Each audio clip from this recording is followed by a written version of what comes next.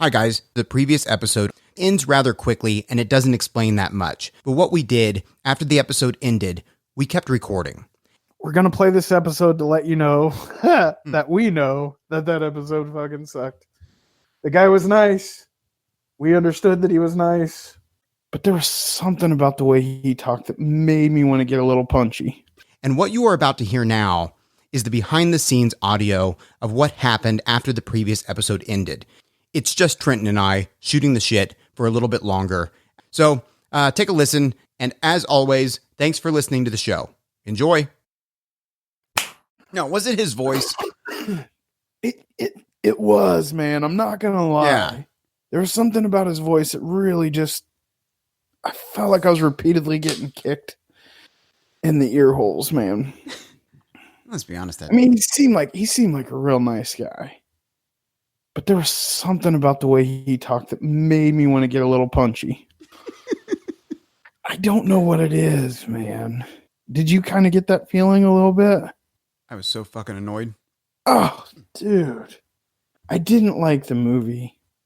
No, the movie fucking sucked. Yeah. Yeah, I don't know. It was a tough one. And the whole time I'm struggling, like, I wanted to go old school O&A and just start like either booing in the background or making a mess of the whole process because I was just bored out of my fucking mind with him. Like, I thought the questions were interesting. It was fine, but just something about his voice, man. Well, what do you want to do? Do you want to can this? No, I think we keep the interview. Okay. No, yeah, but okay. So yeah, we can just, I mean, dude, I agree. Like, I think part of the problem, well, one, his voice was annoying. Oh, so annoying. But two, he had a tendency to ramble. And like, wasn't fun. Like, there was nothing fun. You know what I mean? Like, there was no, you were like, hey, so when does your, it comes out in June, right? Like, you were all happy about it. And he was like, yep. And I just threw my hands up in the air and I was like, great. Thank you. I mean, the interview itself was fine, but it really did something to me internally.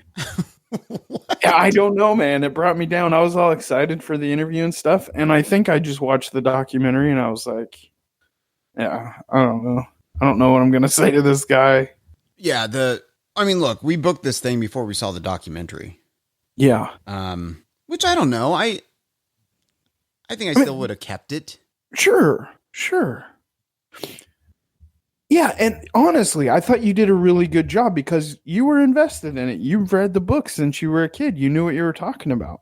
And I think part of it was he bored the shit out of me, but the other part of it was I didn't know anything. I just knew what I saw in the documentary, and all I wanted to talk about was the illustrations. And I got that out in like the first 3 minutes. So the rest of the time, I'm just sitting there listening to this boring motherfucker ramble about nonsense. And I was just like, okay. Well, you know, it doesn't help that his documentary did not really have a point. No, it was kind of all over the place, man. There were parts of it that were really cool, but I wish he would have stuck to one thing. Right. I couldn't fucking do a documentary about the stories. Do a documentary about the illustrations. Do a documentary about the book being banned. But I was so pumped about the illustrations. I was like, this is so cool. Like the artists that were doing all this stuff. And then all of a sudden it transitions into that bitch that wants to get the books banned. And I'm like, what? Who gives a shit? Yeah. Dude, we're going to have to be able to pull out of that stuff though. Yeah, I know. As we get better with this. Yeah, absolutely. Or derail it. Or I'm just going to have to fucking trash them, dude. Yeah. Because I didn't know what to do, honestly. Yeah. Like, I was just like, I have so many mixed emotions right now. And it genuinely, yeah, no, you're right, man. I'm going to have to get better about that stuff. But I'm just being honest with you. No, dude, of course. But how do you think we play it? Like, How do we come off? Do we come off looking like douchebags? No. Like the fact we had him on and we didn't trash him? Like, No, I don't think so, man. I think this is just gonna have to be a short episode. Honestly, that's my feeling. I feel like we should just do the interview. Bam. Episode's done. you don't like the Grumpy Cat stuff? Huh? You don't like the Grumpy Cat stuff? No, man. I mean, I don't know. I don't know. I'd have to listen to it, I guess. But my personal feeling is that he really brought me fucking down, dude. Weird.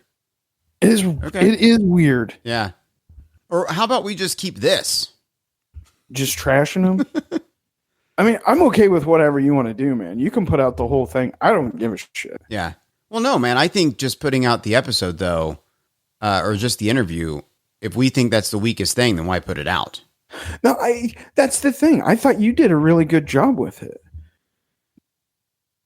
I thought you did a really good job with it. But like I said, you were invested in it. Like you remember these books from your childhood. You know what I mean? So it was interesting to see you talk about, like, if it was just you talking about these books, I would have been more excited than him. Oh, why? There was just something about him that made me want to punch him, man. Why is he so hateable? I don't know. Because I'm sure he's a nice guy. I'm down to fucking, like, if you want to derail the interview, I'll go that road with you, you know? I don't give a shit. We can play good cop, bad cop. You know, like, it doesn't fucking matter to me. Like, I want to do a good show with you, and I want you to be happy with what we do. No, dude, absolutely. And I appreciate that, and I know that you absolutely do. I'm not married to any of this shit. So here's my suggestion, okay? Here's my suggestion. I think we put out that episode as its own thing, the interview as its own thing. We regroup either tomorrow or some other time this week, and we bash the shit out of that episode. We come in full fucking force. That way that guy hears that episode. He's like, oh man, that's really cool that, you know, we did this interview or whatever. And then we come back the next day and we're just like, what? And just bash the piss out of him. Honestly, I'm fine with it all. I'm just in a weird mood, man. And that, I'm just being honest with you. That dude put me in a weird mood. Weird. Okay. Well, I'll tell you what, man. I'll take a stab at the edit. He sure didn't take a stab at the edit, I'll tell you that much. Well, dude, let's be honest. I'm down to do your plan too. You know, but I'll be honest too. I mean, it didn't fucking excite me either way. It doesn't anger me as much as it angers you. Yeah. You know? I mean, I'm okay. It put me in a weird mood, man. It really did. Like, I can't even explain it to you. I'm just in a funky mood. Literally because of that guy. I don't know what happened. I don't know if the frequency of his voice triggered something in my brain, but it hurt. It hurt. It was painful. Well, do you want to kill it? No. We don't have to put it out. No, I think we put it out, man. Okay. Like, I genuinely think that you were interesting in that. There was something about him, man. Hey, we got a retweet from Opie. Nice. Yeah. We said, happy birthday. Wishing you only the best as you continue to break new ground in the medium. He said, ha, thanks.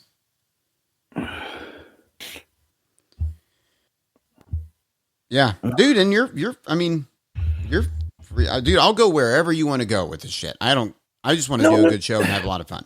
Absolutely. Me too. I'll support you 100%. If you wanted to tear him down, I would have played along. I would have played the straight guy because that's how I started. I know. And then I could have got very serious and kind of uppity with the questions, you know? When he said I have multiple degrees in English literature. Right. I mean, we could have dug in on that. Oh, really? Like, where did you go to school? What did you study? Yeah. Like, we could have made him look like a douchebag. If maybe you should have got one less degree in that and one extra one in film school, shitbird. I mean, that's the thing. It was a good interview. It was a good interview. It just put me in a funky mood, man. Well, now I feel like we missed an opportunity to go down that road. No, you know? I think it was perfectly fine, dude. It was perfectly fine. I feel like we yeah, we should have produced this better, you know? I don't know, man. That's a weird road to go down, you know? Right. But yeah, no, it is. I mean, we're just now getting guests. Do we already want to start bashing the shit out of them? Well, here's the thing though. I don't mind bashing the shit out of people. He didn't seem to be like, I don't know, he wasn't an asshole. You know, he was just kind of annoying. And I feel like he's put a lot of work into this, and it didn't work for him. So if anything, I feel I have compassion for him a little bit. Yeah, totally. Because he made a comment online that he spent 5 years of his life making this thing. And I read a review today that was just the worst review anybody could say about anything. Oh, really? Maybe that would have made me. Where'd you see that review? I want to go read it. Scary Stories is as plotted as a puddle. Interviews with excited fans spouting praise, but little introspection are sloppily slapped among those with folklore historians, scholars, and Schwartz's family. Rather than creating an arc by speaking about the process of the creation, blah, blah, blah, blah, Merrick lays out quick facts like sales numbers in a hasty title sequence that seems better suited to a trailer. Then he attempts to create arcs by crudely splitting up two stories from the Backlash era. I mean, it just shit cans the whole thing. Wow. Yeah, I'll send this to you.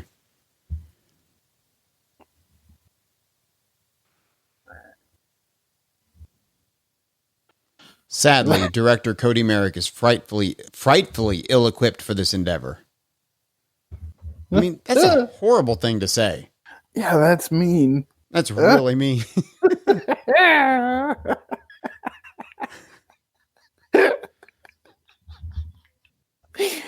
Oh, man. Yeah, I don't know. I don't know what to do. I guess let's sit with it for a second, you know? Yeah, I think so. I think if you're in a funky mood tonight about it, yeah, let's sit with it for a second. Yeah, man, because he did something weird to me. That's strange. Yeah, man. I mean, if we're not happy with it, we should just can it, you know? But that's just it, man. I thought it was going fine, you know? Yeah. I was enjoying listening to you guys talk about it, but I was just, he annoyed me at some point, and I think it was like right from the get-go. But I don't know. Right. I don't know. It's all big angry blur. Well, we're going to need a way to pull out of that, man. I know. You know?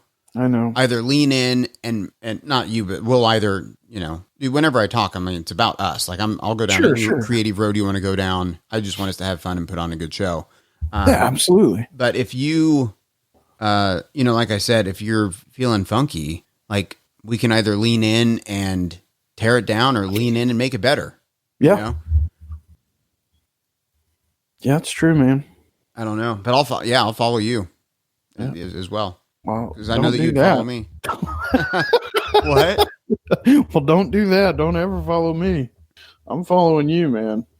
Yeah, but then you end up with fucking 30 minutes of boring audio. I mean, like, it wasn't bad, man. I'm telling you. I think you're right. I think we need to set on it. We need to regroup. We need to talk about it, and we'll figure it out. But yeah, I was just letting you know, and I'm trying not to bum you out, man. I can see that you're not upset, but you're like just like I've defeated. Oh yeah, no, I'm not upset by any means. I'm more just confused now. I'm like, what do we do with it? What should we do? What would be best for the show? Right? Can we salvage any of it? Was it really that bad? I don't think it was that bad, man. You know. And then there's a small part that is like bummed that I kind of knew in the moment that he was just kind of droning on. Mm-hmm. And I tried to like interrupt and kind of keep the story going. Oh. But the thought never occurred to me to burn him. Yeah. You know? Well, which is good. That's good. I don't know. Is it? I I don't know what this. If I he don't know. if he came in like kind of pompous and like kind of Yes. douchey, But he was a nice guy. but he was a nice guy. Yeah. So like I did not get any kind of douche chills or any kind of like, I made this amazing thing. And no, I think I think he's a fan. Yeah, I'm with you, man. I didn't hate the guy, like hate him, but he definitely something happened there.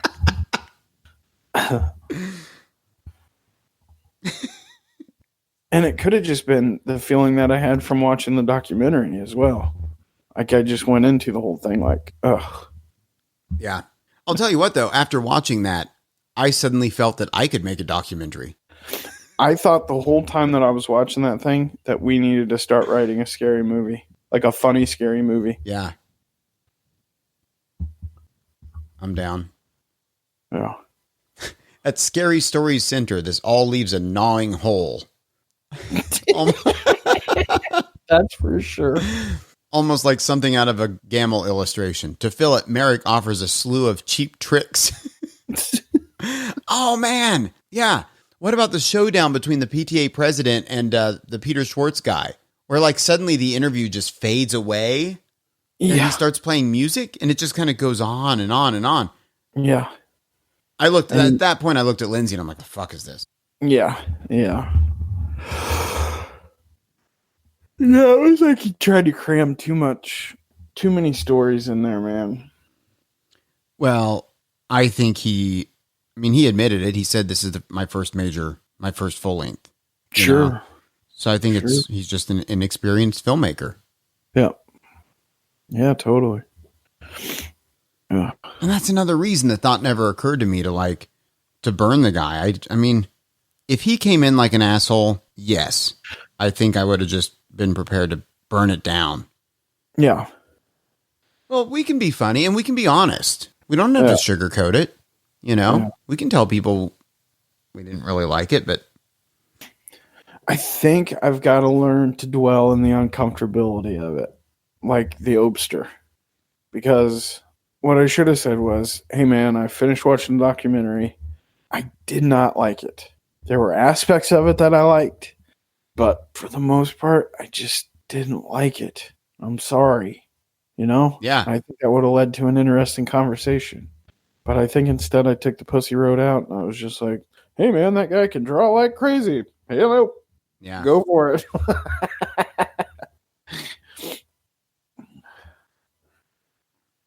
Yeah, I don't know. I mean, yeah, missed opportunity. I mean, now we're learning. Because I agree. I think that would have made some really good radio. Yeah. You know? I completely agree. Yeah. I mean, on one hand, I mean, I'm like, yeah, honesty is always the best, you know. But I feel that my questions were honest as well. I was completely honest. I love they were, you know, dude, and that was the difference. Is you came in here, like I said, I think you did a great job. I think you came in here as a fan of the story, as a fan of like this is what you grew up with, man. You know what I mean? It obviously shaped part of who you are as a person. You know that. Being freaked out by those scary stories, you know, that's a cool thing. You're part of that club. You're part of that club that you guys were talking about. But I was just an outsider, like that didn't like his documentary. I don't know. See, I thought you were being honest, and I felt like you were being genuinely like interested and sharing in an experience with this guy because he was obviously a fan too. Well, yeah. I didn't think it was a bad interview at all. No, I was really interested in talking about the books. If you notice, we really didn't talk about his documentary. We plugged it. Yeah. But like we just talked about the books. Well, and that's why I added nothing because all I knew about was the documentary and I didn't want to. I should have just been honest with him. But yeah. Like you said, he wasn't a dick. He was nice. Yeah. He was perfectly fine. I don't know. Right. Yeah, man. No, I'm just kind of thinking it over. Yeah, I'm not upset by any means. I'm just kind of like frustrated, like thinking it over. Like, what do we do with this? How does this make us look? Because if it sucks, man, I also don't want to put it out. You know. Yeah. I do think, now give me a chance to edit it, but I do. Oh, for sure. I think the Grumpy Cat stuff is funny. Yeah, man, I'm with you. I don't know. You can keep it all in there. I don't care what we do. I was just telling you where I was coming from because I was in a weird place. So yeah, and I just felt bad. I felt like I let you down. Oh no, dude. I feel bad that you feel bad about the show. You know. And it was cool. It was cool to listen to your perspective because you grew up with this stuff. And so you guys shared these stories that both were part of your lives when you were young, you know? Mm-hmm. It wasn't a bad thing. But, dude, that Kevin McDonald one, I love that interview. That was awesome. Yeah, that was good. I think they all have been good. I mean, look, we're not shock jocks. You know, like we're not going to piss on girls' tits. Or what, you know? Yet. But I also don't want to be seen as a fucking pussy. Right. You know? Like, if the interview's going bad, I mean, I guess we got to be honest to correct it. Like, how fucking great would it have been to stop it and be like, wait, this is not going well. Yeah. Just, lost the connection. And by that, I mean, I hung up on his boring ass. Whatever. It was fine. I think this is going to be one of those ones that I'm just in a funky mood and we go back and listen and go, perfectly fine. Oh, dude. Well, no, that's the thing. Like, so are you worried about the show or you don't like him? Because I was under the impression you were just like, I didn't like him. Yeah, that's it. Yeah. I just don't like him. Yeah. I mean, it's not that I don't like him. I don't know him. He annoyed me for some reason that put me in a funky mood. And I don't even know that he annoyed me. I think it just, something about his voice just, I'm telling you, that there's like a resonance in his voice that hit something in my head and fucked me all up, dude. But I also think down the road, we will have things to talk about this guy. You know, man, maybe we don't do it right away. Yeah. Yeah. Maybe we put this out, we support it, we edit the show, and then maybe we address it a little bit later. Yeah. Yeah. I don't know. I mean, I'm good to give it space. I'm good to lean in too, man. I'm with you. All right, man. Well, I think I'm going to get off here. Yeah. How do you want to end this show? Do you want to just do a quick line that says, all right, man, you want to bounce? Sure. And then we can just play the outro and I can cut that into it. Yeah, man. All right, cool. All right, man. Well, do you want to get out of here? More than anything in the world.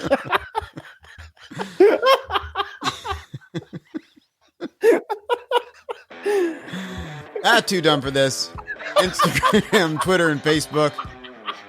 512-333-1608. That's the beef line. Call that beef line. Leave us some messages. And check out the brand new Fatberg 2020 shirt. In the official Too Dumb For This merch store at toodumbforthis.com. Oh my God. Yeah. Thanks for listening, everybody. Get